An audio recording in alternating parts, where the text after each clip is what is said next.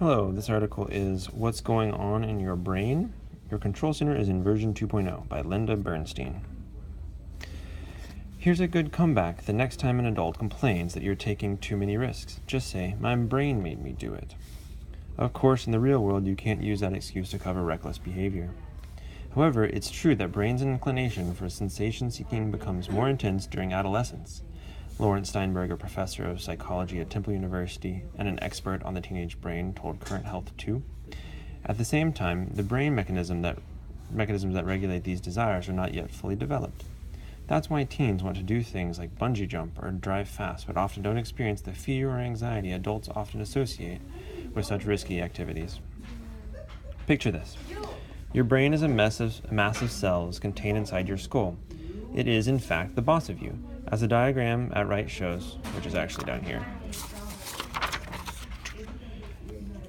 There are many parts to the brain, and each has a different function. Bossy functions. In fact, the brain is the only organ that has localization, explains Dr. Nancy L. Kuntz, a consultant in child and adolescent neurology at the Mayo Clinic in Rochester, Minnesota. One specific part controls movement, another helps decode vision, and so on. Especially important to the teen brain are synaptic pruning and myelin. In childhood, the brain produces many synapses, gaps between nerve cells connected by electrical impulses called neurotransmitters. As you grow, the brain starts to shed some of these synapses because you don't need them.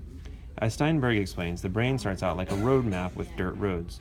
Those synapses that you need turn into highways. Those not used disappear. That process is synaptic pruning. Pruning is a good thing because the synapses you use get stronger and work better.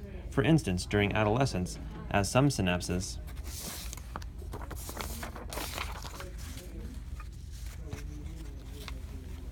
drop away and others take hold, your thinking becomes clearer and more mature. You get better at planning and controlling impulses.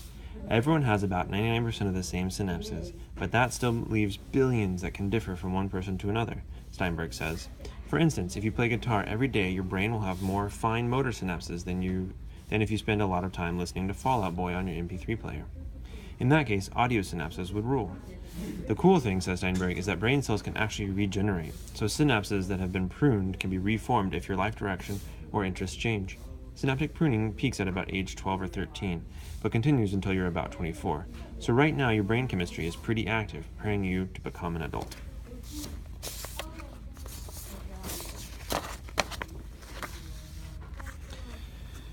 This picture of the brain talks about some different things. This is parietal lobe, which is touch, pain, temperature, pressure, and limb movement. This is the temporal lobe, which is sound and short-term memory. Occipital lobe, which is vision and speech. This is the cerebellum, which is muscle coordination, reflexes, and balance. This is the limbic system, all right down in here, which is smells, emotions, social information. This is the frontal lobe, planning, personality, abstract thinking, problem solving, and reasoning. And down here it says, this is part of the limbic system, which is the thalamus, the pituitary gland, the amygdala, and hippocampus. This is a brain neuron right here. So it's got dendrites, these little things are coming off the sides. Synapses are where those electrical impulses cross. The axon is where the nerve cell leads off and away. And here's some more synapses.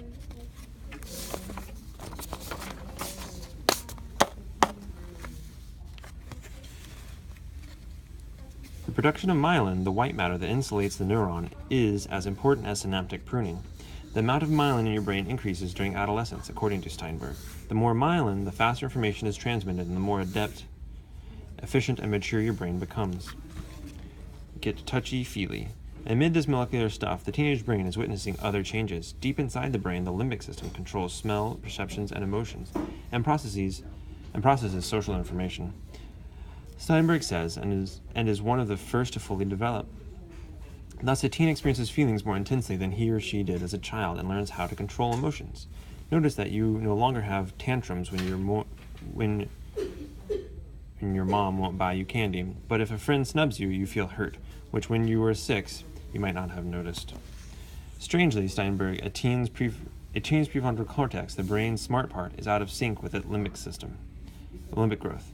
That's why you may do things that you know aren't really good for you, such as coming home past curfew or eating a whole bag of potato chips all at once, while feeling that you just couldn't help doing it.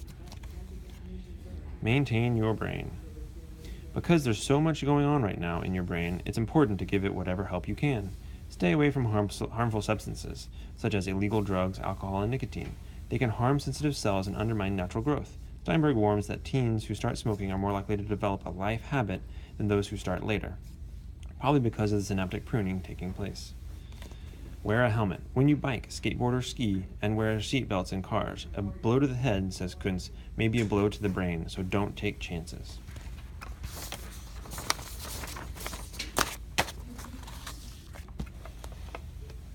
Exercise your mind. Do puzzles, read, think about the world or your life. Such activities develop synapses you need and prune away those you don't, Steinberg says. Get a lot of sleep. Rest is important to the brain. While you snooze, your brain solidifies all the information it took in during the day, Steinberg says. By now, having read this article, you might feel a little pumped because absorbing all this information has revved up your mind. Brain work is good for you, and it goes on every minute of every day, whether you think about it or not.